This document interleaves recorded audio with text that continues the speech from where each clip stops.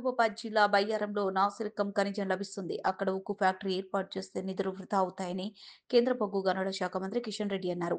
ఆదివారం వరంగల్ నగరంలో ఏర్పాటు చేసిన విలేకరుల సమావేశంలో ఆయన మాట్లాడుతూ, బయ్యారంలో ఉక్కు ఫ్యాక్టరీ ఏర్పాటు చేస్తామని బీజేపీ చెప్పలేదన్నారు. రాష్ట్రంలో చేసిన కులగణన ఏ ఒక్క బీసీ సంఘం కూడా అంగీకరించడం లేదన్నారు. రాష్ట్రంలో సర్వే పూర్తయి బీసీ సంఘాలు సమర్థిస్తే కేంద్రాన్ని ఒప్పించి ఆమోదం చేపిస్తామని హామీ ఇచ్చారు. ప్రభుత్వం ఇచ్చిన గ్యారంటీలు, హామీలను అమలు చేయలేని నిస్సహాయ స్థితిలో కాంగ్రెస్ ఉందన్నారు. వి రామారావు గారు మా గురువు గారు హైదరాబాద్ నుంచి గ్రాడ్యుయేట్స్ కాన్స్టిట్యున్సీ నుంచి 5 సార్లు గెలిచారు. ఆయనకు ఓటమి అనేది లేదు.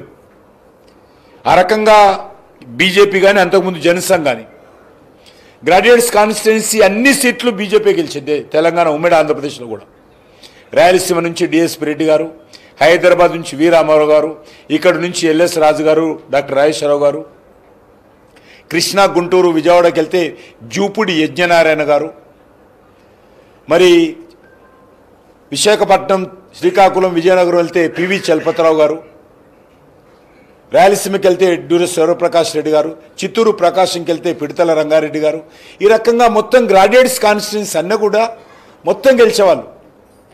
ఎందుకంటే విద్యావంతులు దేశం గురించి ఆలోచన చేస్తారు, నిస్వార్థంగా ఆలోచన చేస్తారు, దేశ భవిష్యత్తు గురించి ఆలోచన చేస్తారు, మంచి వ్యక్తులు ఉండాలి, మంచి సాంప్రదాయాలు ఉండాలి, మన సంస్కృతి పరిరక్షించాలి అనే దృక్పథంతో పట్టభద్రులందరూ కూడా బీజేపీ కోటేసేవారు. హైదరాబాద్లో పోటీ చేసినటువంటి మా రామారావు గారు ఎలక్షన్స్లో ఖర్చు ఎంత తెలుసా? 3.5 లక్షలు. 3.5 లక్షలతోటి హైదరాబాదు, రంగారెడ్డి, మహబూబ్నగర్లో ప్రచారం చేసి ఆయన ఎమ్మెల్సీ అయ్యాడు. ఇంకా కొన్ని జిల్లాలలో పోతే పట్టభద్రులే డబ్బులు ఇచ్చేటోళ్ళు ఆ కాలంలో. వాళ్ళు ఒక ₹2, ₹5, ₹10 ఇచ్చి వీళ్ళని అభ్యర్థులుగా ప్రోత్సహించినటువంటి పరిస్థితి ఉండేది. ఆ రకంగా ఒక మంచి సాంప్రదాయం ఈ యొక్క పట్టభద్రుల్లో కానీ టీచర్లో ఉండేది. కానీ టీచర్ ఎలక్షన్స్లో గెలిచినటువంటి వాళ్ళు ఎంత బాగా మాట్లాడమంటే, నేను రామారావు గారితో కౌన్సిల్లో పోయాను. చైర్మన్ ఛాంబర్ అని ఉంటుంది, అందులో కూర్చుని పెడితే ఎంతసేపు అయినా కూర్చోవచ్చు. మిగతాదైతే గంట తర్వాత చేంజ్ చేస్తుంటారు, కౌన్సిల్లో కానీ, అసెంబ్లీలో కానీ, పార్లమెంట్ కానీ. మా రామారావు గారు చైర్మన్ ఛాంబర్లో కూర్చొని పెట్టాను. నన్ను ఆయనతో పోతుంటే, నేను టైంకి పోతుంటే, ఆయన వెళ్ళే టైంకు ఆయన దగ్గరికి వెళ్తే తీసుకుపోయేవాడు, కూర్చుని పెట్టు.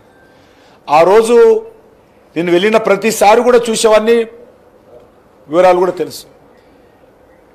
టీచర్స్ కాన్స్టిట్యున్సీ ఎమ్మెల్సీలు శాసన మండలిలో ఉంటారన్న భయంతో ఆ మంత్రులు ప్రశ్న జవాబులు చెప్పేటప్పుడు ఒళ్ళు దగ్గర పెట్టుకొని వచ్చేవాళ్ళు. వీళ్ళు ఏ రకంగా ఏమడుగుతారో అనే ఒక భయము. శాసనసభలో భయపడేవాళ్ళు కాదు, శాసన మండలిలో భయపడేవాళ్ళు మంత్రులు. ఆ రోజు మాణిక్యాలరావు కానీ, బాలకృష్ణమ్మ గారు కానీ, హనుమంతరావు గారు కానీ టీచర్స్ నుంచి ఎమ్మెల్సీలు అయిన వారు ప్రభుత్వాన్ని